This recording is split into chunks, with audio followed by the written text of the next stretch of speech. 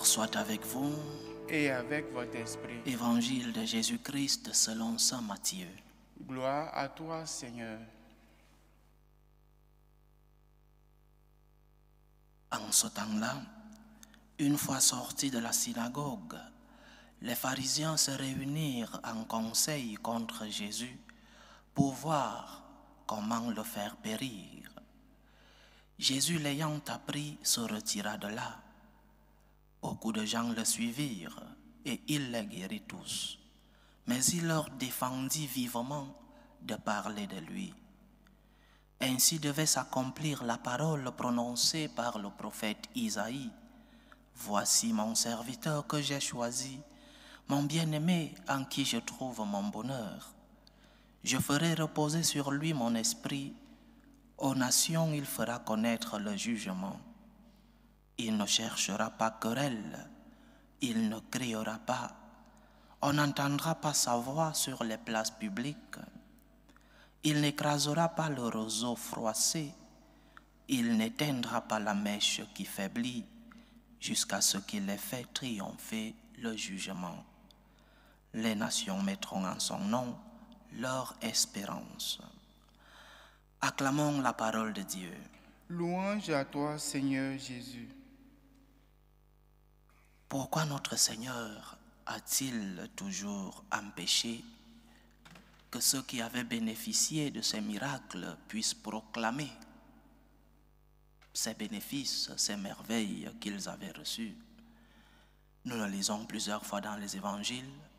Après un miracle, le Seigneur dit à celui qui a bénéficié du miracle, n'en parle pas. Et même les esprits impurs, les démons, qui voulaient parler de Jésus, le Seigneur les en empêchait. Mais pourquoi? Alors que ça devrait être un type de publicité pour notre Seigneur, pour qu'il soit davantage connu.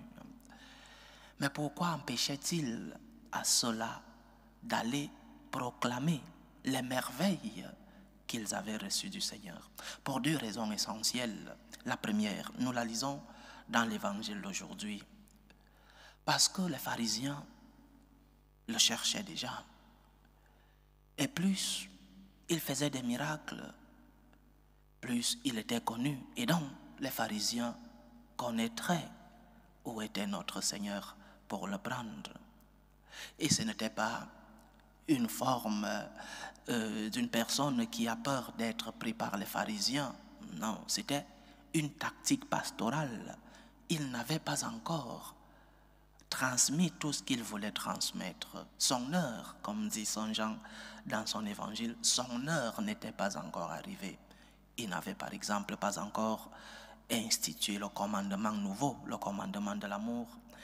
Il n'avait pas par exemple institué l'Eucharistie, le sacerdoce, plein de choses qu'il n'avait pas encore faites. Et donc, il fallait utiliser cette tactique pour que les pharisiens ne mettent pas main sur lui. C'est cela la première raison essentielle pour laquelle le Seigneur empêchait cette publicité.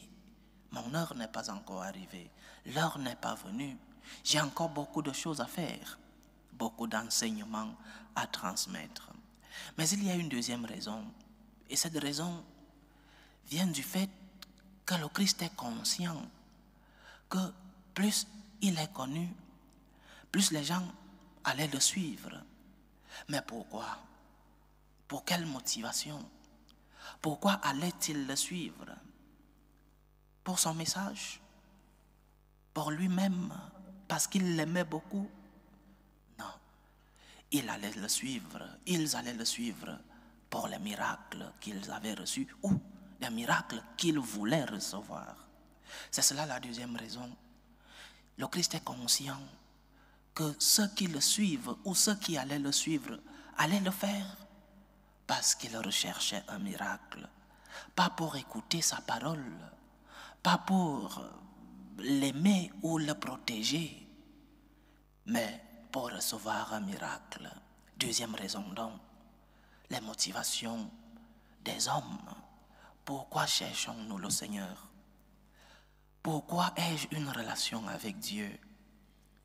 Parce que j'attends le miracle, parce que je cherche un intérêt, Ou parce que j'ai peur que lorsque mon heure arrivera, j'irai en enfer. Ce sont des raisons légitimes. Dieu est notre Père. Nous allons aussi vers lui parce que nous avons besoin de quelque chose. Mais quelle est la motivation première? Je ne dis pas l'unique motivation, mais quelle est la première motivation qui nous fait aller à la recherche de Dieu? Quelle est la première motivation qui fait bouger ton cœur, qui te fait te mettre à genoux dans ta chambre et te mettre en prière, ou qui te fait aller à l'église, ou faire de l'aumône comme nous disions dans notre méditation d'hier? L'amour que j'ai pour Dieu. Parce que je veux construire une relation d'amour. Première motivation, je cherche le Seigneur parce que je veux construire une relation d'amour avec lui. Je cherche le Seigneur parce que je veux répondre à cet amour premier, parce qu'il m'a déjà aimé, à cet amour de gratitude, parce que j'ai déjà reçu tant de lui. Je ne cherche pas Dieu parce qu'il va encore me donner, il te donnera encore. Je ne cherche pas Dieu parce que j'ai peur de l'enfer. Je cherche Dieu parce que je veux l'aimer, parce que je veux que mon cœur puisse battre de l'amour que j'ai pour mon Dieu. C'est cela la deuxième motivation pour laquelle le Christ empêchait que la publicité soit faite en son nom. L'homme cherche parfois Dieu pour la recherche d'un intérêt. Chercher Dieu parce qu'ils ont mangé, parce qu'ils ont été guéris, parce qu'ils ont reçu une résurrection d'un mort, mais pas parce que je vais aimer Dieu.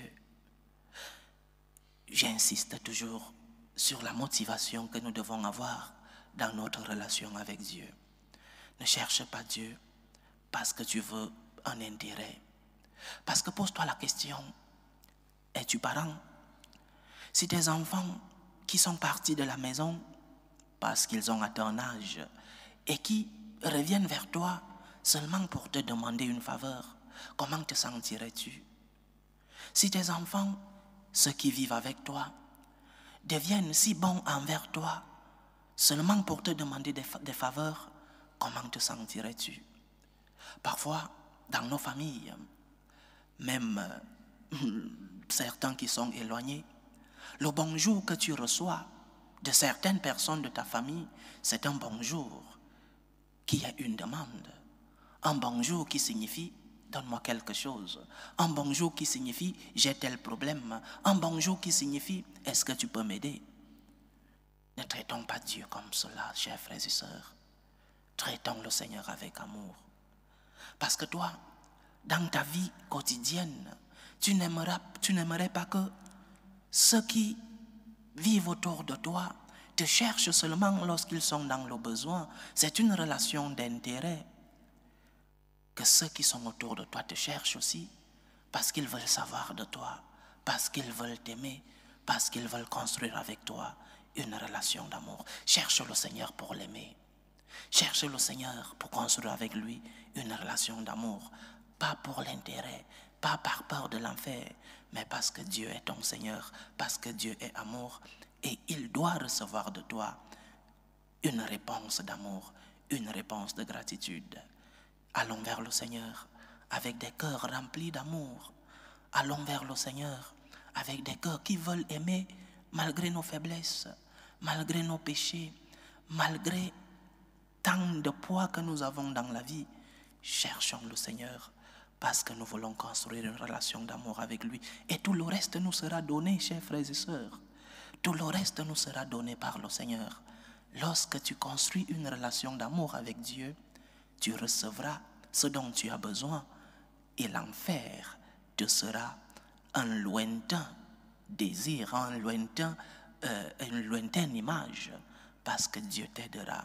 Il t'ouvrira les portes de sa maison céleste. Cherche le Seigneur parce que tu veux l'aimer. Cherche le Seigneur parce qu'il est ton Seigneur et parce qu'il mérite de recevoir de toi amour et gratitude. Que le Seigneur nous aide. Loué soit Jésus-Christ. À jamais.